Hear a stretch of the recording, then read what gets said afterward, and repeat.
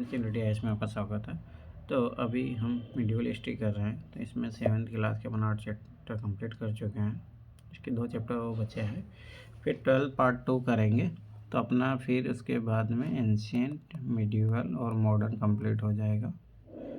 उसके बाद में अपन शुरू करेंगे आर्ट एंड कल्चर, जिसमें 11 ज़्यादा इम्पोर्टेंट मैं पहले बता रहा हूँ, 12 ज़्यादा इंपॉर्टेंट नहीं है। जैसे इनका भी देख रहे हैं अपन, एंशिएंट का, मीडियल का, मॉडर्न का, 12 इतना ज़्यादा इंपॉर्टेंट। हाँ, कुछ क्वेश्चन पूछे गए हैं बस, पर याद रखना 11 ज़्यादा इंपॉर्टेंट है। वैसे 6, 7, 8 ये ज़्यादा इंपॉर्टेंट है।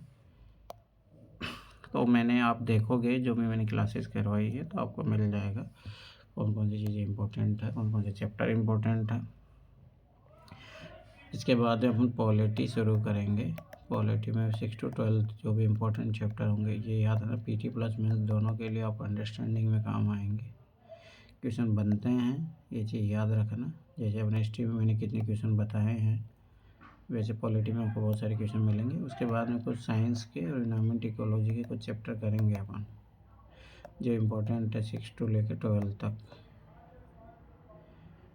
उसके बाद में जो है PT 2026 के लिए 1 जनवरी से अपन एक प्रोग्राम स्टार्ट करेंगे, जो जिसमें प्री के लिए रहेगा GS विद CSET रहेगा। ये चीज़ याद रखना। इस प्रोग्राम में PYQ पावर प्रोग्राम के अलावा अब की बार R&D का अलग से आपको, पहले तो क्लास में ही मैं कुछ R&D कराता हूँ, कि अलग से नोट्स भी मिलेंगे इम्पोर्टेंट टॉपिक का, जो थीम वाइज जो टॉपिक है। दूसरी बात ये चीज़ याद रखना कि अब की बार ChatGPT का यूज़ करते हुए अपन UPSC बेस क्वेश्चन जो CSET के ज़्यादा से ज़्यादा प्रैक्टिस करेंगे। तो सारी चीज़ें रहेगी। पर उससे पहले मेरा मानना कि NCERT की क्लासेस बहुत ज़रूरी है, क्योंकि डायरेक्ट क्वेश्चन आते हैं यहाँ पे हमेशा। इसीलिए आपको 1 जनवरी से पहले सारी NCERT की क्लासेज आपकी कंप्लीट हो जाएगी। उसके बाद में अपना PYQ पावर प्रोग्राम है वो स्टार्ट होगा, और उसमें अब की बार ये रहेगा कि आपको ये मिलेगा, उसको रटना है। सीधी सी बात यही है। मेरा मानना है कि लगभग 100 थीम के समथिंग होती है, जिनसे UPSC हमेशा क्वेश्चन पूछती है। जैसे मैंने NCERT पढ़ा है, उसमें भी बताया है, तो वो चीज़ ज़रूर याद रखिएगा।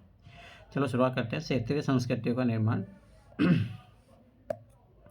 लोगों का वर्णन करने का एक सबसे सामान्य तरीका है उनकी बोलचाल की भाषा से उन्हें परिभाषित करना। जब हम किसी व्यक्ति को तमिल या उड़िया कहते हैं, जो आमतौर पर इसका अर्थ होता है कि वो तमिल अथवा उड़िया भाषा बोलता है और तमिलनाडु या उड़ीसा में रहता है। इसी तरह से हम प्रत्येक क्षेत्र को कुछ खास किस्म के भोजन, वस्त्र, काव्य, नृत्य, संगीत और चित्रकला से जोड़ा करते हैं। कभी कभी हम इन अस्मिताओं को मानकर चलते हैं और सोचते हैं कि ये युगांतर से अस्तित्व में है, किंतु भिन्न भिन्न क्षेत्रों के बीच विवादित सीमाओं के बनने के समय की भूमिका रही, जिन्हें हम आज क्षेत्रीय संस्कृति समझते हुए समय के साथ साथ बदली हो। सच तो यह है कि आज ही बदल रही है। ये क्षेत्रीय संस्कृतियाँ जटिल प्रक्रिया से विकसित हुई है। इस प्रक्रिया के तहत स्थानीय परंपराओं और उपमहाद्वीप के अन्य भागों के विचारों का आदान प्रदान ने एक दूसरे को संपन्न बनाया।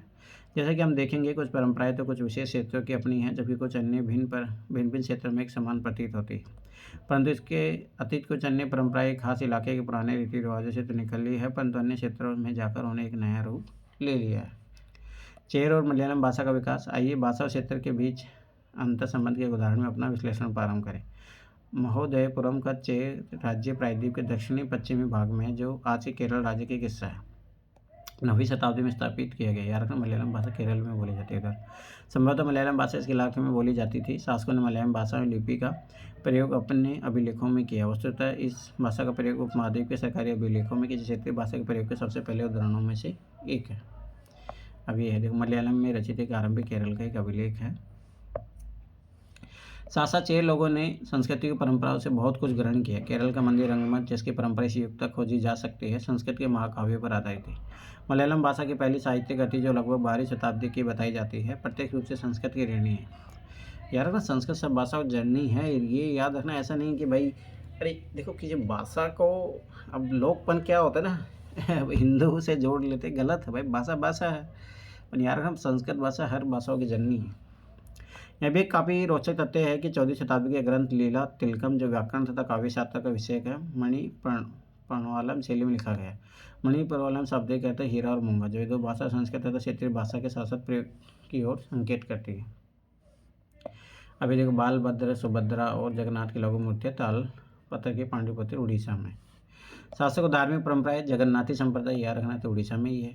अन्य क्षेत्रों में क्षेत्रीय संस्कृति क्षेत्रीय धार्मिक परंपराओं से विकसित हुई है। इस प्रक्रिया का सर्वोत्तम उदाहरण पूर्वी उड़ीसा में जगन्नाथ का संप्रदाय। जगन्नाथ का साप्ताहिक अर्थ दुनिया का मालिक जो विष्णु का पर्यायवाची है। आता जगन्नाथ का काष्ठ प्रतिमा याद रखना लकड़ी से बनती है। स्थानीय जनजातीय लोगों द्वारा बनाई जाती है, जिससे तात्पर्य निकलता है जगन्नाथ मूलतः एक स्थानीय देवता थे जिन्हें आगे चलकर विष्णु का रूप मान लिया गया। 12वीं शताब्दी में गंग वंश के एक अत्यंत प्रतापी राजा अनंत वर्मन ने पुरी में पुरुषोत्तम जगन्नाथ के एक मंदिर बनाने का निश्चय किया था। थोड़ा ये चीज़ रखना, छोटा मोटा एग्जाम पूछ लिया जाता है।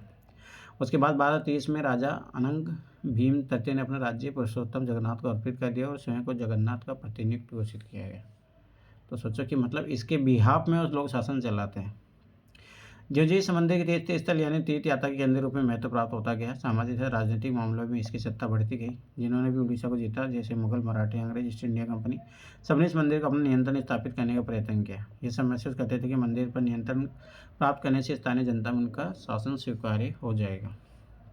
जगन्नाथ मंदिर पूरी झारखंड 4 धाम यात्रा में भी ये काउंट होता है। राजपूत और शूरवीरता की परंपरा 19वीं शताब्दी में ब्रिटिश लोग उस क्षेत्र को जहां आज का अधिकांश राजस्थान स्थित है राजपूताना कहते हैं। इसे समझा जा सकता है कि वह एक ऐसा प्रदेश जहां केवल अथवा प्रमुख रूप से राजपूत ही रहा करते थे। लेकिन ये बात आंशिक रूप से सत्य। याद रखो, मैंने भी बताया था कि मीणाओं को शासनकाल रहा है यहाँ पे। ऐसे अनेक समूह थे जो आज भी है, जो उत्तरी तथा मध्यवर्ती भारत के अनेक क्षेत्रों में अपने आप को राजपूत कहते हैं। यह भी सच है कि राजस्थान में राजपूतों के अलावा अन्य लोग भी रहते हैं। तथापि अक्सर माना जाता है कि राजपूतों ने राजस्थान की विशिष्ट संस्कृति प्रदान की है।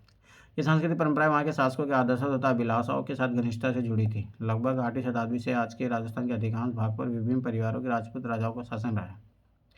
पृथ्वीराज एक ऐसा ही शासक था। ये शासक ऐसे शूरवीरों के आदर्शों को अपने हृदय में संजोए रखते थे, जिन्होंने रण क्षेत्र में बहादुर से लड़ते थे। वे अक्सर मृत्यु का वर्ण किया है, मगर पीठ नहीं दिखाई है। तो ये है ना राजपूतों की खासियत मानी जाती है। अभी जो बीकानेर के कुमार राज सिंह, राजपूत शूरवीरों की कहानियाँ काव्य गीतों में सुरक्षित विशेष रूप से प्रशिक्षित चारण बाटाओं द्वारा गाई जाती है। तो ये चीज़ रखना, ये भी पूछा जाता है इस टाइप का क्वेश्चन भी। ये काव्य गीत ऐसे शूरवीरों की स्मृति को सुरक्षित रखते हैं। उनसे आशा की जाती है कि वे अन्य जनों को भी उन शूरवीरों का अनुकरण करने के लिए प्रेरित और प्रोत्साहित करेंगे।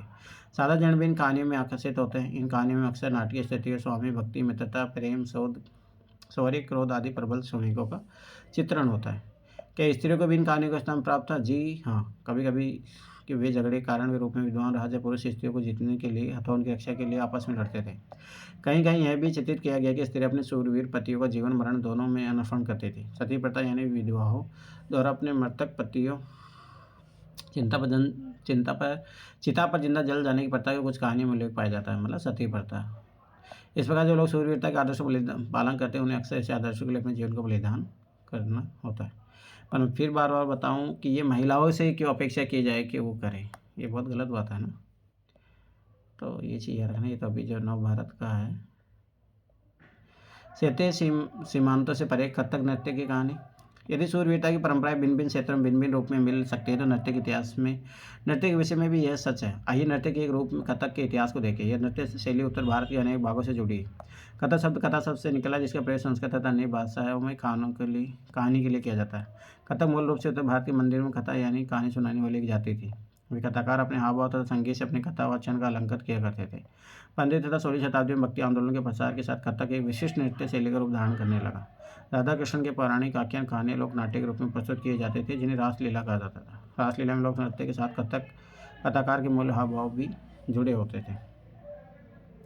यह रफी पुजारों का मंदिर, लक्ष्मण मंदिर, नृत्य कक्षा का। इसमें देखो डांस भी दिखाया गया, डांस की मुद्राएं सारे। मुगल बादशाह और उनके अभिजातों के शासनकाल में कथक नृत्य राज दरबार में प्रस्तुत किया जाता था। यहाँ इस नृत्य ने अपने वर्तमान अभिलक्षण अर्जित किए और वह एक विशिष्ट नृत्य शैली के रूप में विकसित हो गए। आगे चल के दो परंपरा था घरानों में फल फूला, राजस्थान जयपुर के राज दरबारों में और लखनऊ में। अवध के अंतिम नवाब वाजिद अली शाह के संरक्षण में यह एक प्रमुख कला रूप में उभरा। 1850 से पिछले दौरान नृत्य शैली के रूप में इन दोनों क्षेत्रों में ही नहीं बल्कि आज के पंजाब, हरियाणा, जम्मू कश्मीर, बिहार तथा मध्य प्रदेश के निकटवर्ती इलाकों में भी पक्के तौर पर संस्थापित हो गया। इसकी प्रस्तुति में कलिश तथा द्रुत पद संचालन, उत्तम वेशभूषा तथा कहानी के प्रस्तुतिकरण व अभिनय पर जोर दिया जाने लगा। अनेक अन्य सांस्कृतिक गतिविधियों की तरह कथक को भी 19वीं तथा 20वीं शताब्दी में अधिकांश ब्रिटिश प्रशासकों ने नापसंद किया। फिर भी यह जीवित बचा रहा और गणिकारों द्वारा पेश किया जाता रहा। स्वतंत्रता प्राप्ति के बाद देश में 6 शास्त्रीय नृत्य रूपों में मान्यता मिल गई है। याद रखने पीछे क्वेश्चन पूछा है। शास्त्रीय नृत्य जितने भी उनके बारे में पता होना चाहिए आपको। शास्त्रीय नृत्य किसी कला का रूप को शास्त्रीय माना जाए, इस प्रश्न का उत्तर देना अक्सर बहुत कठिन होता है। क्या हम उस रूप या शैली को शास्त्रीय कहते हैं जिसके विषय में धार्मिक हो, अथवा क्या हम उसे शास्त्रीय इसलिए मानते हैं क्योंकि इसके लिए अतिथि कौशल की आवश्यकता होती है, जो कई वर्षों के लंबे प्रशिक्षण से ही प्राप्त होता है। अतः यह शास्त्रीय इसलिए है क्योंकि यह निर्धारित नियमों के अनुसार ही पद्धति प्रस्तुत किया जाता है और उसमें विभिन्नताओं को प्रोत्साहन नहीं दिया जाता। ये ऐसे प्रश्न हैं जिन पर हमें विचार करने की आवश्यकता है। यह भी स्मरणीय है कि बहुत से ऐसे नृत्य रूप हैं जिन्हें लोक नृत्य की श्रेणी में रखा गया है, विशेषता पाई जाती है जिन्हें शास्त्रीय रूपों का विशिष्ट लक्षण बताया जाता है। यदि भी शास्त्रीय विशेषण का प्रयोग उन कला रूपों को श्रेष्ठता का सूचक हो सकता है, फिर भी हमेशा शब्द से सही नहीं होता है। आइए नृत्य रूप में समझिए शास्त्रीय माना जाता है। तो याद रख दो, ये भी पेश ने क्वेश्चन पूछा है। कथक नृत्य एक दरबारी चित्र है। भरतनाट्यम याद रखना तमिलनाडु में फेमस है। कथकली या कथाकली कथिक है केरल में है। ओडिसी उड़ीसा में है। कुचिपुड़ी आंध्र प्रदेश में है। मणिपुरी मणिपुर में है। याद रखना एक और है इसमें, असम में नृत्य।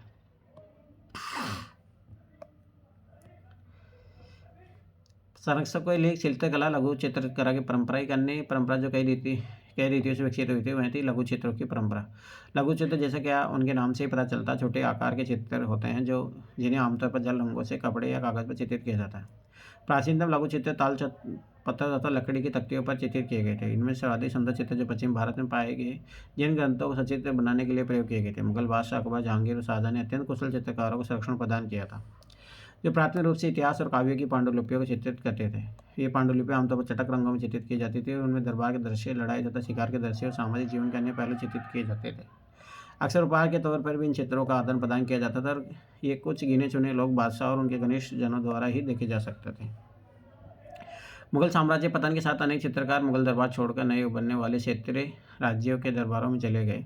परिणामस्वरूप मुगलों की कलात्मक रुचियों ने दक्षिण के क्षेत्रीय दरबारों और राजस्थान की राजपूती दरबारों को प्रभावित किया, लेकिन इसके साथ ही उन्होंने अपनी विशिष्ट विशेषताओं को सुरक्षित रखा और उनका विकास भी किया। मुगल उदाहरणों का अनुसरण करते हुए शाश्वतः उनके दरबारों पर ये दृश्य चित्रित किए जाने लगे। उनके साथ साथ मेवाड़, जोधपुर, बूंदी, कोटा, किशनगढ़ जैसे केंद्रों में पौराणिक कथाओं तथा काव्यों के विषयों का भी चित्रण बराबर जारी रहा।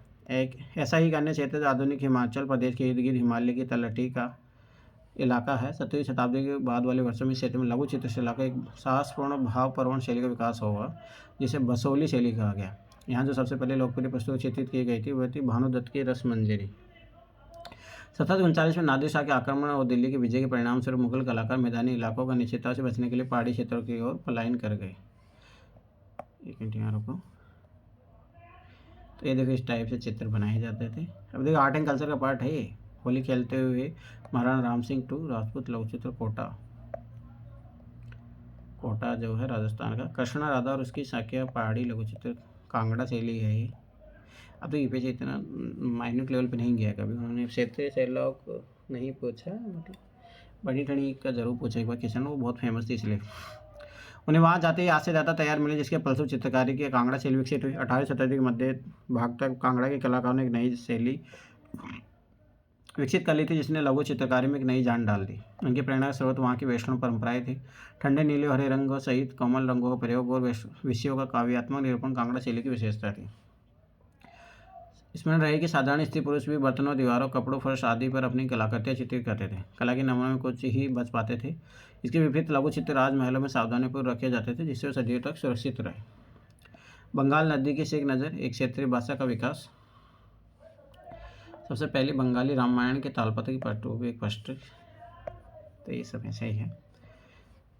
जैसा कि हमने प्रारंभ में देखा था कि हम अक्सर क्षेत्रों के नाम वहाँ के निवासी द्वारा बोली जाने वाली भाषा के अनुसार निर्धारित करते हैं, इसलिए हम मान लेते हैं कि बंगाल में लोग हमेशा बंगाली या बांग्ला ही बोलते थे। किंतु एक दिलचस्प बात है कि आज बंगाली संस्कृत से निकली हुई भाषा मानी जाती है। प्रारंभिक ईसा पूर्व प्रथम शताब्दी के मध्य भाग के संस्कृत ग्रंथों का अध्ययन से पता चलता है कि बंगाल के लोग संस्कृत से उपजीवी भाषाएं नहीं बोलते थे। तो फिर नई भाषा का उद्भव कैसे हुआ? इस ईसा पूर्व चौथी और तीसरी शताब्दी में बंगाल और मगध दक्षिण बिहार के बीच वाणिज्य संबंध स्थापित होने लगे थे, जिसके कारण संभवतः संस्कृत का प्रभाव बढ़ता गया। चौथी शताब्दी के दौरान गुप्तवंशी शासकों ने उत्तरी बंगाल पर राजनीतिक नियंत्रण स्थापित कर लिया और वहाँ ब्राह्मणों को बसाना शुरू कर दिया। इस प्रकार गंगा की मध्य घाटी की भाषाएं तथा सांस्कृतिक प्रभाव अधिक प्रबल हो गए और 7वीं शताब्दी में चीनी यात्री हुन श्योंग ने पाया कि बंगाल में सर्वत्र संस्कृत से संबंधित भाषाओं का प्रयोग हो रहा था। 8वीं शताब्दी से पाल शासकों के अंतर्गत एक क्षेत्रीय राज्य का उद्भव हुआ, 14वीं से 16वीं शताब्दियों के बीच बंगाल पर सुल्तानों का शासन रहा, जो दिल्ली में स्थित शासकों से स्वतंत्र थे। 1586 में जब अकबर ने इस प्रदेश बंगाल को जीत लिया तो उसे सूबा माना जाने लगा। उस समय प्रशासन की भाषा तो फारसी थी, लेकिन बंगाली एक क्षेत्रीय भाषा के रूप में विकसित हो रही थी। वस्तुतः 15वीं शताब्दी तक आते आते भाषाओं तथा बोलियों को बंगाली समूह एक सामान्य साहित्यिक भाषा के द्वारा एकबद्ध हो गए। ये साहित्यिक भाषा उस क्षेत्र के पश्चिमी भाग की बोलचाल की भाषा थी, जिसे हम पश्चिम बंगाल कहा जाता है। यदि बंगाली का उद्भव संस्कृत से हुआ, पर यह अपने क्रम विकास की अनेक अवस्थाओं से गुजरी है। इसके अलावा गैर संस्कृत शब्दों का एक विशाल शब्द भंडार, जो जनजातीय भाषाओं, फारसी और यूरोपीय भाषाओं सहित अनेक स्रोतों से प्राप्त हुआ है, आधुनिक बंगाली का एक हिस्सा बन गया है।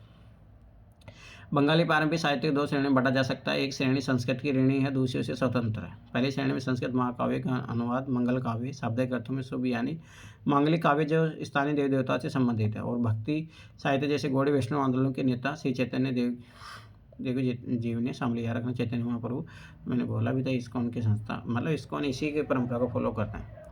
दूसरी श्रेणी में नाथ साहित्य भी शामिल है, जैसे मैनामती, गोपीचंद के गीत, धर्म ठाकुर की पूजा से संबंधित कहानियाँ, पीर कथाएं, लोक कथाएं और गाथा गीत। मैनीचंद, गोपीचंद और धर्म ठाकुर कौन थे? नाथ लोग सन्यासी होते हैं जो तरह तरह की योगी क्रिया करते हैं। यह गीत विशेष जो अक्सर अभिनीत किया जाता है बताता है कि रानी मैनामती ने अपने पुत्र गोपीचंद को अनेक बाधाओं के समक्ष संन्यास का मार्ग अपनाने के इस प्रकार प्रोत्साहित किया। धर्म ठाकुर एक क्षेत्रीय लोकप्रिय देव है, जिनकी पूजा अक्सर एक पत्थर या खाट की मूर्ति के रूप में की जाती है। पहली श्रेणी के ग्रंथों का काल निर्णय करना अपेक्षाकृत सरल है, क्योंकि ऐसी अनेक पांडुलिपियां पाई गई है जिनमें इंगित किया गया कि उनकी रचना 15वीं शताब्दी के उत्तरार्ध और 18वीं शताब्दी के मध्य भाग के बीच की गई थी। दूसरी श्रेणी की कृतियाँ मुख्य रूप से कहीं सुनी जाती थी, इसलिए उनका काल निर्णय सही नहीं किया जा सकता। वे खासतौर पर पूरी बंगाल में लोकप्रिय थी, जहाँ ब्राह्मणों का प्रभाव अपेक्षाकृत कम था। पीर मतलब फारसी भाषा शब्द है, जिसका अर्थ आध्यात्मिक मार्गदर्शक, जैसे पीर ओलिया लोग होते हैं वही। पीर और मंदिर। 16वीं शताब्दी से लोगों ने बड़ी संख्या में पश्चिम बंगाल के कम उपजाऊ क्षेत्रों को छोड़कर दक्षिण पूर्वी बंगाल के जंगली तथा दलदली इलाकों में प्रवास करना शुरू कर दिया।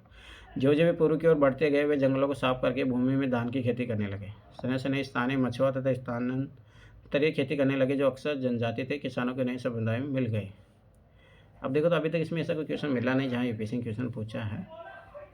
इन्हीं दिनों बंगाल पर मुगलों का नियंत्रण स्थापित हो गया, जिन्होंने पूरी डेल्टा प्रदेश के केंद्रीय भाग में स्थित ढाका, याद रखना बांग्लादेश की राजधानी याद, नगर में अपनी राजधानी स्थापित की। अधिकांश अधिकारी और कर्मचारी लोग भूमि प्राप्त करके अक्सर उस पर मस्जिदें बना लेते थे, जो इन इलाकों के धार्मिक रूपांतरण के केंद्र के रूप में काम आती थी। प्रारंभ में बाहर से आकर यहाँ बसने वाले लोग इन अस्थिर परिस्थितियों में रहने के लिए कुछ व्यवस्था का आश्वासन चाहते थे। ये सुख सुविधाएं तथा आश्वासन उन्हें समुदाय के नेताओं ने प्रदान की। ये नेता शिक्षकों, निर्णायकों की भूमिका भी अदा करते थे। कभी कभी ऐसा समझा जाता है कि इन नेताओं के पास अलौकिक शक्ति है, स्नेह और आदर से लोग इन्हें पीर कहा करते थे। जीववाद, ये मानना है कि पेड़ पौधे, जड़ वस्तु, प्राकृतिक घटनाओं में जीवात्मा है। तो ये चीज़ याद रखना कि जो प्रकृति की तरफ पूजा करते हैं, प्रकृति को मतलब भगवान की तरफ पूजा करते हैं, उसका कारण वही है। इस पीर श्रेणी में संत या सूफी और अन्य धार्मिक महानुभाव, साहसी, उपनिवेशी, देवत्व प्राप्त सैनिक योद्धा, विभिन्न हिंदू व बौद्ध देवी देवता और यहाँ तक कि जीवात्मा भी शामिल है। पीरों की पूजा पद्धतियाँ बहुत ही लोकप्रिय हो गई और उनके मज़ारें बंगाल में सर्वत्र पाई जाती है।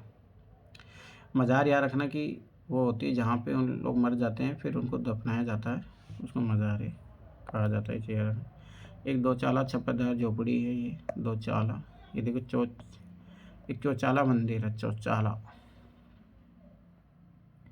बंगाल में 15वीं शताब्दी के बाद आने वाले वर्षों में मंदिर बनाने के दो जोरों पर आ, जो 19वीं शताब्दी में आकर समाप्त हो गया। हमने देखा कि मंदिर और अन्य धार्मिक भवन अक्सर उन व्यक्तियों समूहों द्वारा बनाए जाते जो शक्तिशाली बन रहे थे। वे उनके माध्यम से अपनी शक्ति तथा भक्ति भाव का प्रदर्शन करना चाहते थे। बंगाल में साधारण ईंटों और मिट्टी गारे से अनेक मंदिर निर्माण सामाजिक समूह जैसे कालू, तेली, कंसारी, घंटा, धातु के कारीगर आदि के समर्थन से बने थे। यूरोप की व्यापारिक कंपनियों के आ जाने से नए आर्थिक अवसर पैदा हुए। सामाजिक समूह से संबंधित अनेक परिवारों ने इन अवसरों का लाभ उठाया। जैसे जैसे कि लोगों की सामाजिक तथा आर्थिक स्थिति सुधरती गई, उन्होंने स्मारकों के निर्माण के माध्यम से अपनी प्रतिष्ठा की घोषणा कर दी। जब स्थानीय देवी देवता जो पहले गाँव में छान छप्पर वाली झोपड़ी में पूजे जाते थे को ब्राह्मणों द्वारा मान्यता प्रदान कर दी गई, तो उनकी प्रतिमाएं मंदिरों में स्थापित की जाने लगी। गोपियों के साथ कृष्ण।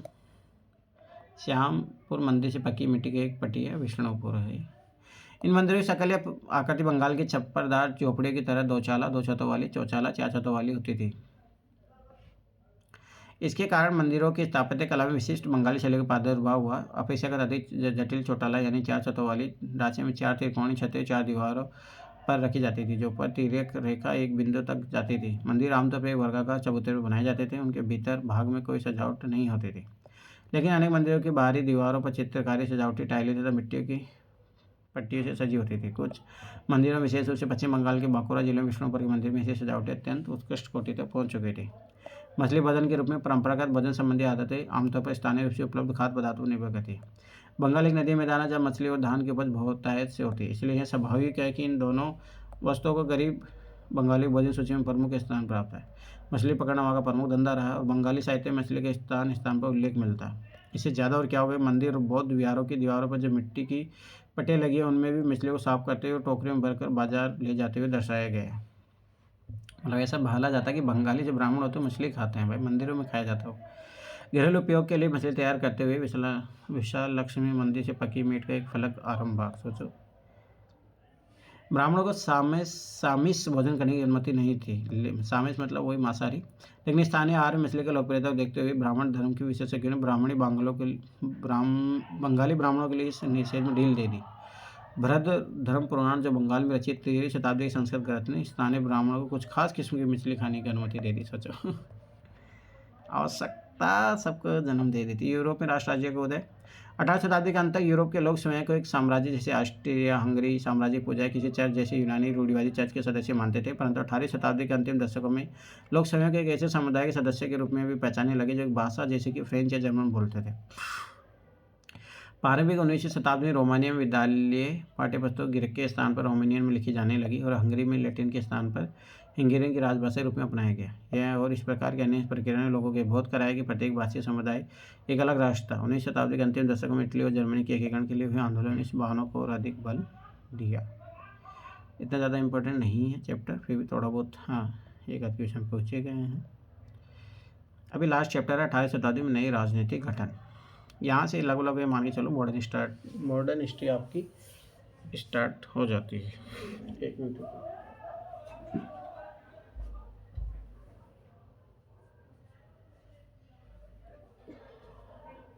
तो यहाँ से तो ये मतलब कनेक्शन पॉइंट है आपका मिडिवल और मॉडर्न का।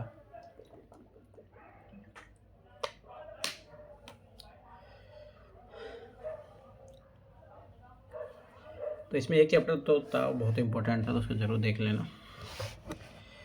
यदि आप मानचित्र एक और दो ध्यानपूर्वक देखेंगे तो आपको पता चलेगा 18वीं शताब्दी की पूर्वार्ध के दौरान उपमहाद्वीप में कुछ विशेष रूप से उल्लेखनीय घटनाएं घटी। अब देखो, ये मुगलों की बाहरी सीमा कितनी थी, क्या था, मुगल कहाँ तक फैले हुए थे, ये थोड़ा बहुत आपको आइडिया होना चाहिए।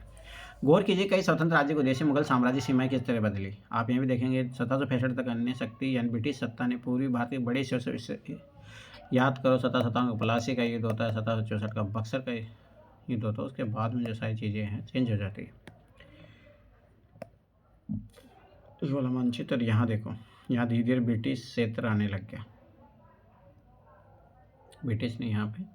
तो इधर ये पता नहीं इस PDF में क्यों क्लियर नहीं है, पर जहाँ अगर आपके पास हार्ड कॉपी है तो थोड़ा चीज़ें क्लियर कर लेना। UPSC जैसे क्वेश्चन पूछा है भाई, ये किले किसके थे, थोड़ा आइडिया होना चाहिए। UPSC ने ये भी पूछा था 16वीं शताब्दी तक, वहाँ 7वीं शताब्दी तक कहाँ पे ब्रिटेन ने अपना साम्राज्य स्थापित कर लिया था। क्वेश्चन पूछे हैं तो किसी पेपर देखना आप। हमें यह दर्शाते हैं कि 18वीं शताब्दी की ऐसी अवधि थी जब भारत में राजनीतिक परिस्थितियाँ अपेक्षाकृत छोटे से समय अंतराल में बड़ी तेजी से अचानक बदलनी शुरू हो गई थी। इस अध्याय में हम 18वीं शताब्दी पूर्वार्ध मोटे तौर पर 1760 में जब औरंगजेब की मृत्यु हुई थी और 1761 तक जब पानीपत की तीसरी लड़ाई हुई के दौरान उपमहाद्वीप में उत्पन्न हुई नई राजनीतिक शक्तियों के बाद में पढ़ेंगे।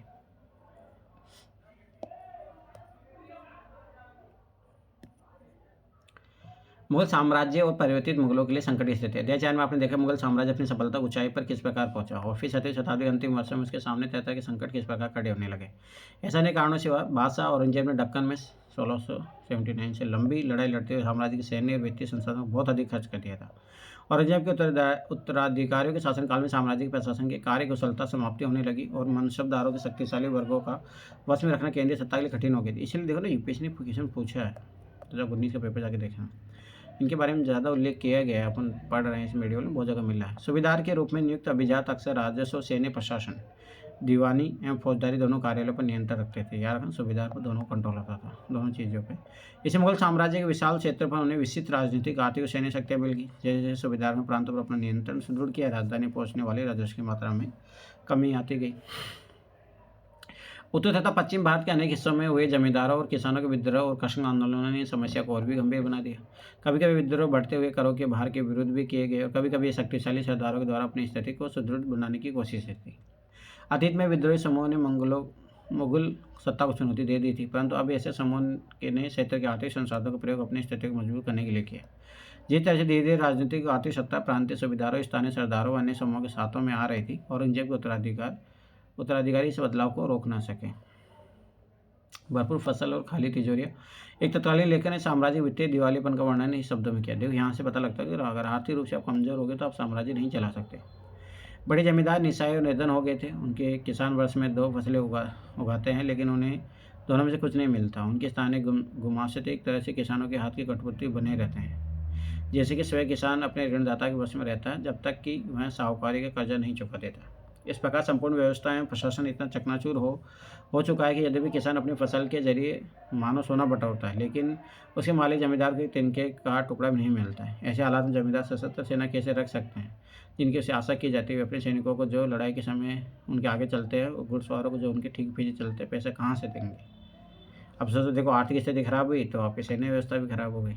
तो सैन्य व्यवस्था करें तो अब तो अंग्रेज लोग आएंगे तो फायदा उठाएंगे। इस आर्थिक राजनीतिक संकट के बीच ईरान के शासक नादिर शाह ने 1739 में दिल्ली पर आक्रमण किया और संपूर्ण नगर को लूट कर वह बड़ी भारी मात्रा में धन दौलत ले गया। आप सोचो, ये लोग नादिर शाह के आक्रमण के बाद अफगान शासक अहमद शाह अब्दाली के आक्रमण का तांता लगा रहा। उसने 1748-1761 के बीच 5 बार उत्तरी भारत पर आक्रमण किया, लूटपाट मचाई। सोचो तो कैसे फिर चीज़ें चलेगी। नादिर शाह के आक्रमण के परिणाम स्वरूप दिल्ली में जो विध्वंस हुआ उसका वर्णन समकालीन प्रशिक्षकों ने किया था। इसमें से एक मुगल कोष से जिस तरह धन लूटा था उसका वर्णन इस तरह से किया गया। 60 लाख रुपए, कई हज़ार सोने के सिक्के, लगभग 1 करोड़ रुपए के सोने के बर्तन, लगभग 50 करोड़ रुपए के गहने, जवाहरात और अन्य चीज़ें ले गई, जिनमें कुछ तो इतनी बेशकीमती थी कि दुनिया में उसका मुकाबला कोई नहीं कर सकता, जैसे तख्ते ताऊश यानी मयूर सिंहासन। एक अन्य वृत्तांत में दिल्ली पर आक्रमण के प्रभाव का वर्णन मिलता है। जो कभी मालिक थे अब बड़ी दर्दनाक हालात में आ गए। जिन्हें कभी भरपूर इज्जत दी जाती थी अब प्यास बुझाने के लिए पानी भी नहीं मिलता। अलग थलग पड़े लोगों को उनके कानों से खींचकर बाहर निकाल दिया गया। दौलतमंदों को भिखारी बना दिया गया। जो शौकीन लोग कभी कभी तरह के सुंदर कपड़े पहनकर पोशाकों का नया नया फैशन चलाते थे अब नंगे घूमने लगे। और जिनके पास जमीन जायदाद का कोई कमी नहीं थी वे अब बेघर हो गए। नया शहर मतलब शाहजहानाबाद अब मलबे का ढेर बन गया है। नादिर शाह ने तब शहर के पुराने मोहल्लों पर हमला बोला, वहाँ की सारी दुनिया को तबाह कर डाला। साम्राज्य पर सब ओर से दबाव तो पड़ ही रहा था। अभिजातों के विभिन्न समूहों पारस्परिक प्रतिद्वंद्विता ने उसे और भी कमजोर बना डाला। यह अभिजात 2 बड़े गुटों में बटे हुए थे, ईरानी और तुर्क मूल के। काफ़ी समय तक परिवर्तित मुगल बादशाह इनमें से एक या दूसरे समूह के हाथों कठपुतली बने रहे। बेहद अपमानजनक स्थिति तब पैदा होगी जब 2 मुगल बादशाह फर्रुखसियर 1713-19 और आलमगीर द्वितीय 1754 की हत्या हो गई और इन दोनों अन्य बादशाहों को अहमद शाह और शाह आलम द्वितीय को उनके अभिजातों ने अंधा कर डाला। यही कारण है अंग्रेज राज कर पाए यहाँ पे। नए राज्य को मुगल साम्राज्य सत्ता के पतन के साथ साथ बड़े बड़े प्रांतों के सूबेदार और बड़े जमींदारों ने उपमहाद्वीप के विभिन्न भागों में अपनी शक्ति और प्रबल बना दी। 18वीं शताब्दी के दौरान मुगल साम्राज्य धीरे धीरे कई स्वतंत्र क्षेत्रीय राज्यों में बिखर गए। मोटे तौर पर 18वीं शताब्दी के राज्यों को 3 पारस्परिक समूह में बांटा जा सकता था। अवध, बंगाल व हैदराबाद जैसे राज्य जो पहले मुगल प्रांत थे। हालांकि इन राज्यों के शासक अति शक्तिशाली थे और काफ़ी हद तक स्वतंत्र थे। उन्हें मुगल बादशाह से औपचारिक तौर पर अपने संबंध नहीं तोड़े। ऐसे राज्य जो मुगलों के पुराने शासनकाल में वतन जागीर के रूप में काफ़ी स्वतंत्र थे। इनमें कई राजपूत प्रदेश भी शामिल थे। तीसरी श्रेणी मराठों, सिखों और जाटों के राज्य आते हैं। ये विभिन्न आकार के थे। इन्होंने कड़े और लंबे समय सशस्त्र संघर्ष के बाद मुगलों से स्वतंत्रता छीन कर ले ली। पुराने मुगल प्रांतों से जिन उत्तराधिकार राज्य का उद्भव हुआ उनमें से 3 राज्य प्रमुख थे, अवध, बंगाल, हैदराबाद। ये तीनों ही राज्य उच्च मुगल अभिजातों द्वारा स्थापित किए गए थे। इन तीनों राज्यों के संस्थापक शहादत खान अवध के, मुर्शिद कुली खान बंगाल के और आसफ जाह हैदराबाद ऐसे व्यक्ति थे जिनका मुगल दरबार में ऊंचा स्थान था। मुगल बादशाह को उन पर भरोसा और विश्वास था। आसफ जाह और मुर्शिद कुली खान दोनों को 7,000 का जात का दर्जा मिला हुआ था, जबकि शहादत खान का जात का दर्जा 6,000 था। हैदराबाद निजाम उल मुल्क आसफ जहाँ 1724 से 48 ने हैदराबाद राज्य की स्थापना की थी। मुगल बादशाह फ़र्रुखसियर के दरबार के एक अत्यंत शक्तिशाली सदस्य था। वह उसे सर्वप्रथम अवध की सूबेदारी सौंपी गई थी और बाद में उसे दक्कन का कार्यभार दे दिया गया। 1720 से 22 के मध्य ही दक्कन प्रांतों का सूबेदार होने की वजह से आसफ जहाँ के पास पहले से ही राजनीतिक और वित्तीय प्रशासन का पूरा नियंत्रण था। दक्कन में होने वाले उपद्रव मुगल दरबार में चल रही प्रतिस्पर्धा का फायदा उठाकर उसने सत्ता हथियाई तथा उस क्षेत्र का वास्तविक शासक बन गए। आसफ जहाँ अपने लिए कुशल सैनिकों तथा प्रशासकों को उत्तरी भारत से लाया था और वे दक्षिण में नया अवसर पाकर प्रसन्न थे। उसने मनसबदार नियुक्त किए और उन्हें जागीर प्रदान की। हालांकि वह भी अभी भी मुगल सम्राट का सेवक था, फिर भी वह काफ़ी आज़ादी से शासन चलाता था। न तो कोई दिल्ली से कोई निर्देश लेता था, न ही दिल्ली उसके कामकाज में कोई हस्तक्षेप करती थी। मुगल बादशाह तो केवल निजाम उल मुल्क आसफ जहाँ द्वारा पहले से लिए गए निर्णयों को पुष्टि कर दिया करते थे। मतलब सबाई बहुत कमज़ोर हो गए तो क्या ही करोगे। हैदराबाद राज्य पश्चिम की ओर मराठों के विरुद्ध और पठारी क्षेत्र के स्वरूप तेलुगु सेनानायकों के साथ युद्ध करने में सदा संलग्न रहता था। पूर्व दिशा में निजाम उल मुल्क आसफ जहाँ कोरमंडल तट पर स्थित वस्त्रोत्पादक धन संपन्न क्षेत्र पर अपना नियंत्रण प्राप्त करने की महत्वाकांक्षा रखता था, पर उनकी इस महत्वाकांक्षा उस क्षेत्र में ब्रिटिश शक्ति की उपस्थिति के कारण लोग लगी। यार कोरमंडल तट ये वाला। निजाम की फौज। हैदराबाद निजाम के निजी सैनिकों का वर्णन है। 1790 निजाम के पास 400 हाथियों की सवारी है। उसके पास आसपास कई हजार घुड़सवार थे। अत्यंत कुशल और अति सुंदर सजे हुए सवारों का सांकेतिक वेतन 100 रुपये ज़्यादा था। याद रखना, यही कारण है कि जो आज़ादी के बाद में भी हैदराबाद एक रियासत अपने आप में बहुत मजबूत रियासत थी और अपने आप को स्वतंत्र सोचो घोषित कर दिया था उसने। वो तो ऑपरेशन पोलो नहीं होता तो दिक्कतें खड़ी हो जाती। अवध। बुरहान उल मुल्क सआदत खान को 1722 में अवध का सूबेदार नियुक्त किया गया। मुगल साम्राज्य विकट होने पर जो राज्य बने उसमें यह राज्य सर्वाधिक महत्वपूर्ण राज्य में से एक था। अवध एक समृद्धशाली प्रदेश था जो गंगा नदी के उपजाऊ मैदान में फैला हुआ था। उत्तरी भारत तथा बंगाल के बीच व्यापार का मुख्य मार्ग उसी से होकर गुजरता था। बुरहान उल मुल्क ने भी अवध की सूबेदारी दीवानी और फौजदारी के साथ अपने हाथ में ले ली और सूबे के राजनीतिक, वित्तीय और सैनिक मामलों का एकमात्र कर्ताधर्ता बन गया। यह है बुरहान उल मुल्क ने अवध क्षेत्र में मुगल प्रभाव कम करने की कोशिश के चलते मुगलों द्वारा नियुक्त अधिकारियों जागीरदारों की संख्या में कटौती कर दी गई। उसने जागीरों के आकार में कटौती की और एक स्थानों पर अपने निष्ठावान सेवकों को नियुक्त किया। धोखाधड़ी को रोकने के लिए जागीरों के अधिकारियों के खातों में लेखों की जांच की गई और नवाब के दरबार द्वारा नियुक्त अधिकारी द्वारा सभी जिलों के राजस्व को फिर से निर्धारण किया गया। उसने अनेक राजपूत जमींदारी रोहिलखंड के अफगानों के उपजाऊ कृषि भूमियों को अपने राज्य में मिला लिया। राज्य ऋण प्राप्त करने के लिए स्थानीय सेठ साहूकारों महाजनों पर निर्भर रहता था। राज्य राजस्व का ठेका सबसे ऊंची बोली लगाने वाले इजारेदारों को देता था। इजारेदार राज्य की निश्चित रकम के भुगतान का वचन देते थे। स्थानीय साहूकार राज्य को ठेके की इस रकम के भुगतान की गारंटी देते थे। दूसरी ओर इजारेदारों को कर का मूल्यांकन करने और उसे एकत्रित करने की खासी छूट दे दी गई। इन परिवर्तनों के फलस्वरूप साहूकारों और महाजन जैसे कई नए सामाजिक समूह राज्य की राजस्व प्रणाली के प्रबंध को प्रभावित करने लगे। ऐसा पहले ऐसा कभी नहीं हुआ था। बंगाल। मुर्शिद कुली खान के नेतृत्व में बंगाल धीरे धीरे मुगल नियंत्रण से अलग हो गया। मुर्शिद कुली खान बंगाल के नायब थे, यानी कि प्रांत के सूबेदार के प्रतिनियुक्ति थे। यद्यपि मुर्शिद कुली खान औपचारिक रूप से सूबेदार कभी नहीं बना, उसने बहुत जल्द सूबेदार के पद से जुड़ी हुई सत्ता अपने हाथ में ले ली। हैदराबाद अवध के शासकों की तरह उसने भी राज्य के राजस्व प्रशासन पर अपना नियंत्रण जमाया। मतलब वही है कि सेंटर का कमज़ोर है तो ये अपना अपना क्षेत्र का मतलब वो है कि राजा बन गए वहाँ के। बंगाल में मुगल प्रभाव को कम करने के लिए उसने बंगाल के राजस्व को बड़े पैमाने पर पुनः निर्धारण करने का आदेश दिया। सभी जमींदारों से बड़ी कठोरता से राजस्व वसूली किया करता था। परिणाम स्वरूप वहाँ से जमींदारों को महाजनों और साहूकारों से उधार लेना पड़ता था। जो लोग राजस्व का भुगतान नहीं कर पाते उन्हें मजबूरन अपनी जमीनें बड़े जमींदारों को बेचनी पड़ती थी। इस प्रकार 18वीं शताब्दी में बंगाल के क्षेत्रीय राज्य बन जाने से जमींदारों में काफ़ी बदलाव आया। राज्य और साहूकारों के बीच हैदराबाद तथा अवध में जो घनिष्ठ संबंध था अली वर्दी खान के शासनकाल में बंगाल में स्पष्ट दिखाई दिए। उसके शासनकाल में जगत सेठ का साहूकार घराना अत्यंत समृद्धशाली हो गया और यही जगत सेठ है जो सिराजुद्दौला को धोखा देंगे ये लोग। अली वर्दी खान का दरबार। यदि हम इन राज्य के अभिलक्षणों पर विहंगम दृष्टि डालें तो हमें इनमें से कुछ सामान्य विशेषता देखने को मिलेगी। प्रथम, यद्यपि बड़े राज्य पुराने मुगल अभिजातों द्वारा स्थापित किए गए थे, ये अभिजात कुछ प्रशासनिक व्यवस्था के प्रति संदेहास्पद थे जो उन्हें उत्तराधिकारी मिले। विशेषतः वे जागीरदारी व्यवस्था को अत्यंत संदेह दृष्टि से देखा करते थे। एक चीज़ नोटिस करना, मैंने जो ऑब्जर्व कर पा रहा हूँ, मिडिवल हिस्ट्री से आपको देखो एक तो क्वेश्चन जो मिल रहे हैं आर्थिक या दूसरा प्रशासनिक, एक तो याद रखो कि यूपीएससी के लिए भाई यही इंपॉर्टेंट है, तकनीकी। तो ये चीज़ें जैसे अब क्या क्वेश्चन पूछा तो प्रशासनिक दौर पे देख रहा है कि वहाँ राज्य वहाँ जिला को क्या बोला जाता था इस तरीके से। दूसरा, अनेक कर प्राप्त करने के तरीके से मुगलों से भिन्न कर संग्रह के लिए राज्य के अधिकारियों पर निर्भर न रखा। 3 राज्य हैदराबाद अवध बंगाल ने राजस्व वसूली के लिए इजारदारों के साथ ठेके कर लिए। इजारेदारी की प्रथा जो मुगलों द्वारा पूर्णतः नापसंद की गई थी 18वीं शताब्दी में समस्त भारत में फैल गई थी।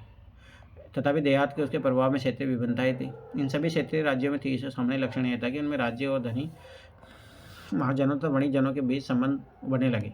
ये शाहकों महाजन लोग लगान वसूल करने इजादारों को पैसा उधार देते थे, बदले में प्रतिभूति जमानत या बंधक के रूप में जमीन रख लेते थे और उनकी जोतों से अपने खुद के कारिंदों के जरिए वसूल किया करते थे। इस प्रकार समस्त भारत में धनाढ़ शाहकों महाजनों की इस नई राजनीतिक व्यवस्था में साझेदारी बढ़ गई थी।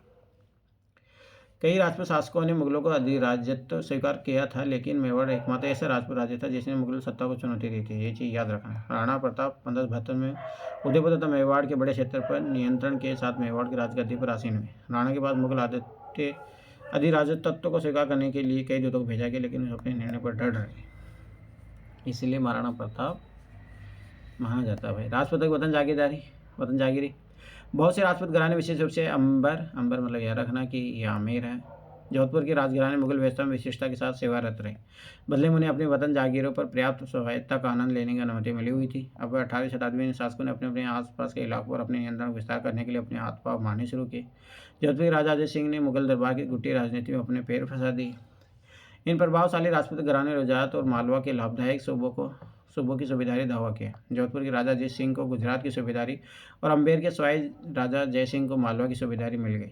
बादशाह जहांदर शाह ने 1713 में इन राजाओं के इन पदों का नवीकरण कर दिए। उन्होंने अपने वेतन के पास पड़ोस के शाही इलाकों ने कुछ हिस्सों पर कब्जा करने की कोशिश की। जोधपुर राजघराने ने नागौर को जीत लिया और अपने राज्य मिला लिया। दूसरी ओर अम्बेर ने बूंदी के बड़े बड़े हिस्सों को अपना कब्जा कर लिया। स्वाई राजा जयसिंह ने जयपुर में अपनी नई राजधानी स्थापित कर उसे 1722 में आगरा की सूबेदारी दे दी गई। 1740 के दशक से राजस्थान में मराठाओं के अभियानों ने रजवाड़ों पर भारी दबाव डालना शुरू कर दिया, जिससे उनका अपना विस्तार आगे होने से रुक गया। अभी तो चित्तौड़गढ़ का किला है राजस्थान में। कई राजपूत सरदारों ने पहाड़ियों की चोटियों पर किले बनाए जो सत्ता केंद्र बने। व्यापक किलेबंदी के साथ इन भव्य संरचनाओं में नगर, महलें, मंदिर, व्यापारिक केंद्र, जल संग्रहण संरचनाएं, अन्य इमारतें होती थी। चित्तौड़गढ़ किले में तालाब, कुएं, बावली जैसे कई जल निकाय भी होते थे। देखिए जयपुर राजा जयसिंह 1732 के फारसी वृत्तांत में राजा जयसिंह का वर्णन है। राजा जयसिंह अपनी सत्ता की चरम सीमा पर थे। 12 वर्ष के लिए वे आगरा के सूबेदार रहे और 5 या 6 वर्ष के लिए मालवा के। उनके पास विशाल सेना, तोपखाना था, भारी मात्रा में धन संपदा थी। उनका प्रभाव दिल्ली से लेकर नर्मदा नदी तट तक फैला था। यह है आमेर का किला।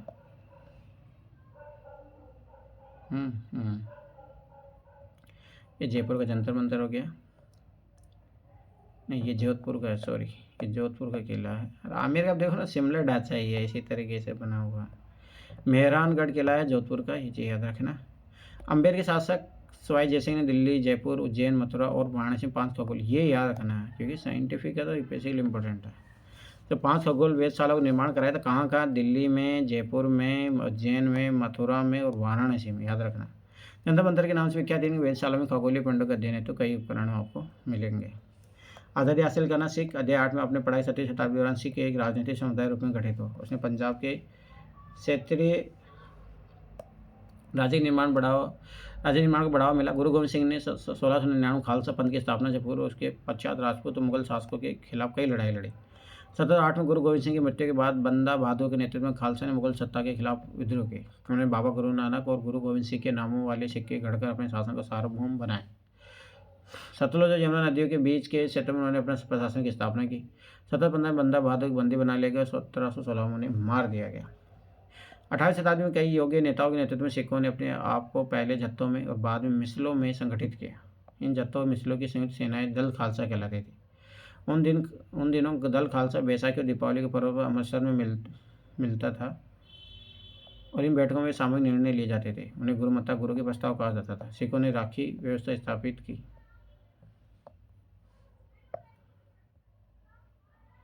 अंतर्गत किसानों उनके उपज का 20% कर के रूप में लेकर बदले उन्हें संरक्षण प्रदान भी किया जाता था। शिवाजी का प्रतिरूप है। गुरु गोविंद सिंह ने खालसा को प्रेरित किया कि शासन उनके भाग्य में राज करेगा खालसा। अपने सुनिश्चित संगठन के कारण खालसा पहले मुगल सूबेदारों के खिलाफ और फिर अहमद शाह अब्दाली के खिलाफ सफल विरोध प्रकट कर सका। अहमद शाह अब्दाली ने मुगलों से पंजाब को समृद्ध प्रांत और सरहिंद को सरकार को अपने कब्जे में कर लिया था। खालसा ने 1765 में अपना सिक्का गढ़कर सार्वभौम शासन की घोषणा की। महत्वपूर्ण है कि सिक्के पर उत्कीर्ण शब्द वही थे जो बंदा बहादुर के समय खालसा के आदेश में पाए जाते हैं। 18वीं शताब्दी के अंतिम भाग में सिक्के इलाके सिंधु से यमुना तक फैले हुए थे। यद्यपि विभिन्न शासकों में बटे हुए थे। इनमें से एक शासक महाराजा रणजीत सिंह ने विभिन्न सिक्कों समूह फिर से एकता कायम करके 1799 में लाहौर को अपनी राजधानी बनाया। ये ऐसा बंदा था जो अंग्रेजों को टक्कर देता था और आधुनिक तरीके से शासन चला रहा था। पर इसने याद रखना, जो इनकी जो थी दलीय प्रणाली, उसको ख़त्म कर दिया था, जो मिसलीय प्रणाली थी, मिसल को। 7वीं शताब्दी में अंत तक दक्कन में शिवाजी के नेतृत्व में शक्तिशाली राज्य को देखी शुरुआत हुई। उससे अंततः एक मराठा राज्य की स्थापना हुई। शिवाजी का जन्म 1630 में शाहजी और जीजाबाई से हुआ। अपनी माता और अभिभावक दादा कोंडदेव के मार्गदर्शन में शिवाजी कम उम्र में विजय पथ पर निकल पड़े। जावली पर कब्जे ने उन्हें मावाला पठार का अविवादित मुखिया बना दिया और जिसने उनके क्षेत्र विस्तार का पथ प्रशस्त किया। बीजापुर और मुगलों के खिलाफ उनके कारनामों ने उन्हें विख्यात व्यक्तित्व बना दिया। वे अपने विरोधियों के खिलाफ प्राय गुरीला युद्ध कला का प्रयोग करते थे और चौथ और स्वदेशमुखी पर आधारित राजस्व संग्रहण प्रणाली की सहायता से उन्होंने एक मजबूत मराठा राज्य की नींव डाली। याद रखने टैक्स प्रणाली है। मराठा राज्य एक अन्य शक्तिशाली क्षेत्रीय राज्य था जो मुगल शासन का लगातार विरोध करके उत्पन्न हुआ था। शिवाजी 1627-1680 तक था उनका टाइम पीरियड। ने शक्तिशाली योद्धा परिवार और देशमुखों की सहायता से एक स्थायी राज्य की स्थापना की। अत्यंत गतिशील कृषक पशुचारक कुणबी मराठाओं की सेना के मुख्य आधार बन गए। शिवाजी ने प्रायद्वीप पर मुगलों की चुनौती देने के लिए सैन्य बल का प्रयोग किया। शिवाजी मृत्यु के पश्चात मराठा राज्य में प्रभावी शक्ति चित्पावन ब्राह्मणों के एक परिवार के हाथों में रही, जो शिवाजी के उत्तराधिकारी के शासनकाल में पेशवा या प्रधानमंत्री रूप में अपनी सेवाएं देते रहे। पूर्ण मराठा राज्य की राजधानी बन गई।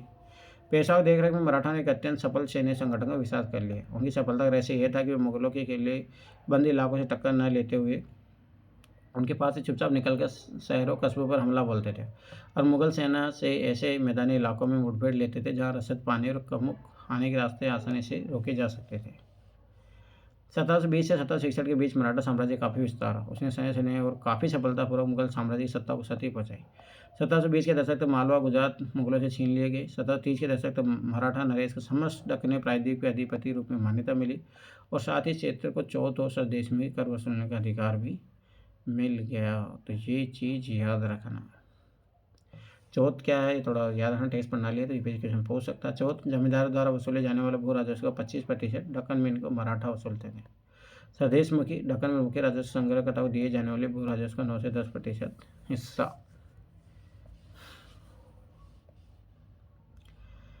बाजीराव प्रथम, जो बाजीराव बल्लाल के नाम से भी जाने जाते हैं, पेशवा बालाजी विश्वनाथ के पुत्र थे। यह एक महान मराठा सेनापति थे जिन्हें विंध्य के पार मराठा राज्य के विस्तार का श्रेय प्राप्त है तथा वे मालवा, बुंदेलखंड, गुजरात और पुर्तगालियों के खिलाफ सैन्य अभियानों के लिए भी जाने जाते हैं। 1737 में दिल्ली पर धावा बोलने के बाद मराठा प्रभुत्व की सीमाएं तेजी से बढ़ी। वे उत्तर में राजस्थान, पंजाब, पूर्व में बंगाल और उड़ीसा तथा दक्षिण में कर्नाटक और तमिल और तेलुगु प्रदेश में फैल गए। सोचो, इन क्षेत्रों को औपचारिक रूप से मराठा साम्राज्य में सम्मिलित नहीं किया गया, मगर मराठा प्रभुसत्ता स्वीकार करने के तरीके और उनसे भेंट की रकम ली जाने लगी। साम्राज्य के विस्तार से उन्हें संसाधनों का भंडार तो मिल गया, मगर इसके लिए उन्हें कीमतें चुकानी पड़ी। मराठा को सैन्य अभियानों के कारण अन्य शासक उनके खिलाफ हो गए। परिणाम स्वरूप मराठा को 1761 में पानीपत की तीसरी लड़ाई में अन्य शासकों से कोई सहायता नहीं मिली और ये ही सबसे यहाँ से पता लग गया था कि कौन शासन नहीं करेगा, तो मराठा हट गए थे वहाँ से। और यही कारण कि अंग्रेज भारत पर राज कर पाए। अगर मराठा, क्योंकि मराठा फिर केंद्रीय शक्ति बनती तो जैसे मुगल शासन कर पाए इतने सालों तक, ये लोग भी कर पाते। बोलते हैं ना, कभी कभी इतिहास की युगांतरिक घटनाएं होती जो बहुत इतिहास को बदल देती है। ये 1700 पानीपत की तीसरी लड़ाई इतिहास की युगांतर घटना है जहाँ से पूरा परिदृश्य बदल गया भारत का। अंतहीन सैन्य अभियानों के साथ साथ मराठा ने भी एक प्रभावी प्रशासन व्यवस्था तैयार की। जब किसी इलाके पर एक बार विजय अभियान पूरा हो जाता और मराठाओं का शासन सुरक्षित हो जाता तो वहाँ स्थानीय परिस्थितियों को ध्यान में रखते हुए धीरे धीरे भू राजस्व की मांग की गई। कृषि को प्रोत्साहित किया गया, व्यापार को पुनर्जीवित किया गया। इसमें सिंधिया, गायकवाड़ और भोसले जैसे मराठा सरदारों की शक्तिशाली सेनाएं खड़ा करने के लिए संसाधन मिल सके। 1720 के दशक में मालवा में मराठा अभियानों ने क्षेत्र में स्थित शहरों के विकास और समृद्धि को कोई हानि नहीं पहुँचाई। उज्जैन सिंधिया के संरक्षण में और इंदौर होलकर के आश्रय में फलता फूलता रहा। ये शहर हर तरह से बड़े समृद्धशाली थे और महत्वपूर्ण वाणिज्यिक और सांस्कृतिक केंद्र के रूप में कार्य कर रहे थे। मराठा द्वारा नियंत्रित इलाकों से व्यापार के नए मार्ग खुले। चंदेरी क्षेत्र में उत्पादित रेशमी वस्त्रों को मराठा को राजधानी पुणे में नया बाजार मिला। बुरहान पर पहले आगरा और सूरत के बीच की दूरी पर ही अपने व्यापार में संलग्न था, लेकिन अब उसने अपने वाणिज्यिक वित्तीय क्षेत्र को बढ़ाकर दक्षिण में पुणे और नागपुर को तथा पूर्व में लखनऊ तथा इलाहाबाद को शामिल कर लिया। अब जाट याद रखना। जाटों की शक्ति सूरजमल के समय प्रकाष्ठा पर पहुंची, जिन्होंने 1756 से 63 के दौरान भरतपुर जाट राज्य आधुनिक राजस्थान में है, याद रखना ही, संगठित किया। सूरजमल के राजनीतिक नियंत्रण में जो क्षेत्र शामिल थे उसमें आधुनिक पूर्वी राजस्थान, दक्षिणी हरियाणा, पश्चिमी उत्तर प्रदेश और दिल्ली शामिल थे।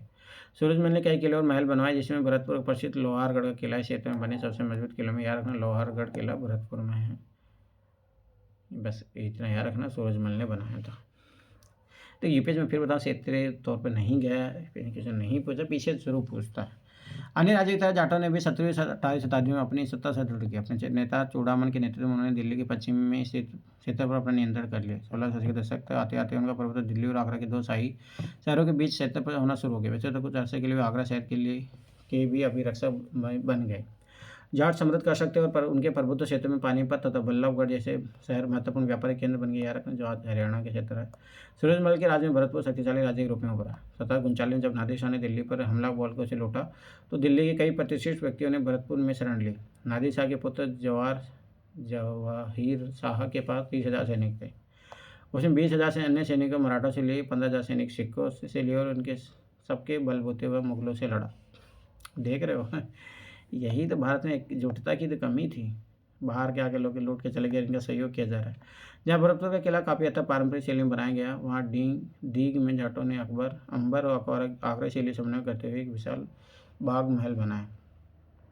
शाही वास्तुकला से जिन रूपों को पहली बार शाहजहाँ के युग में जोड़ा गया, दीग की इमारतें नहीं नमूने पर बनाई गई थी। तो ये जो दीग का एक महल है, 18वीं शताब्दी दीग का राजमहल समूह इमारत की छत पर मुख्य सभा भवन और बांग्ला गुंबद पर गौर कीजिए वाला। फ्रांसीसी क्रांति 1789 से सोचो, उधर लोग मतलब इससे ये भी पता लगता है उधर लोग डेमोक्रेसी का विकास कर रहे थे वेस्ट में, पश्चिम में। भारत यहाँ आपसे ब्लड मर रहे थे। तो सोचो कितना अंतर आ जाएगा भाई। भारत में सोचो कि कितने सालों बाद में होता है, 200 साल पीछे चल रहा है भारत। 18वीं शताब्दी में भारत की विभिन्न राज्य व्यवस्था में जनसाधारण को अपनी अपनी सरकार और कार्य में हिस्सा लेने का अधिकार नहीं था। ऐसी स्थिति पश्चिमी दुनिया में 18वीं शताब्दी आखिरी दशक तक बनी हुई थी। वही है ना, देखो वहाँ डेमोक्रेसी आ गई थी भाई। अमेरिका क्रांति 1776 और फ्रांसीसी क्रांति के साथ साथ अभिजात वर्ग के सामाजिक और राजनीतिक प्राधिकारियों को चुनौती दी। फ्रांसीसी क्रांति के दौरान मध्य वर्गों, किसानों, शिल्पकारों ने पादरीगण और अभिजातों के विशेष अधिकार के खिलाफ लड़ाई लड़ी। उनका मानना था समाज किसी भी समूह के जन्म से प्राधिकार नहीं होनी चाहिए, परंतु भारत में तो थे, बल्कि लोगों को सामाजिक स्थिति योग्यता पर निर्भर करनी चाहिए। फ्रांसीसी क्रांति दार्शनिक ने सुझाया कि सभी के लिए समान कानून और समान अवसर होने चाहिए। उनका यह भी कहना था कि सरकार को सत्ता लोगों से बननी चाहिए और जनता सरकार के कार्य में भूमिका अदा करने का अधिकार होना चाहिए। फ्रांसीसी और अमेरिकी क्रांति जैसे आंदोलन धीरे प्रजाओं को नागरिकों में बदल डाला। नागरिकता, राष्ट्रीय राज्य, लोकतांत्रिक अधिकार विचार ने भारत में 19वीं शताब्दी के अंतिम दशकों में जड़ पकड़ी। सोचो इसे कितना पता लगता है कि भारत कहाँ था भाई। तो ये अपना 7th क्लास कंप्लीट हो गया है और 12th क्लास के पार्ट 2 अपन करेंगे, जिसमें 5 चैप्टर है लगभग। तो उसमें टाइम लगेगा, लगभग 5 क्लासेज लगेगी, क्योंकि वही के चैप्टर बहुत बड़े होते हैं। मैं फिर बार बता रहा हूँ, इन क्लास के एक बार देख लो। फिर जब मैंने इंपॉर्टेंट, जैसे अब ये चैप्टर इंपॉर्टेंट नहीं है, मैं पहले बता रहा हूँ, क्योंकि नहीं पूछा गया तो ये पैसे नहीं पूछेगा, ये चीज़ याद रख लेना। इतने सालों में नहीं पूछा तब क्या पूछेगा, तो ये चीज़ याद रखना। इंपॉर्टेंट चैप्टर बताएं हैं उनको अच्छे से पढ़ लो, जो साइड के चैप्टर में थोड़ा हल्का फुल्का नोट्स बना के साइड में कर दो। फिर बाबा उन चैप्टर को पढ़ो, जो इंपॉर्टेंट है क्वेश्चन वहीं से आएंगे। तो फिर बार बता रहा हूँ, फिर जब PY की प्रोग्राम अपन स्टार्ट करेंगे जनवरी से, उसमें आपको बहुत हेल्प मिलेगी। मैं फिर बता रहा हूँ, इन NCERT जो क्लासेज है उनको देखो, आपको समझ मिलेगी, क्योंकि मेरे पास सब PYQ का माइंड मैप है, कौन सी इंपॉर्टेंट थीम है, कौन से PYQ पूछे गए हैं, इसलिए उस चीज़ का फ़ायदा उठाइए। Thanks for watching. फिर मिलते हैं नेक्स्ट क्लास में।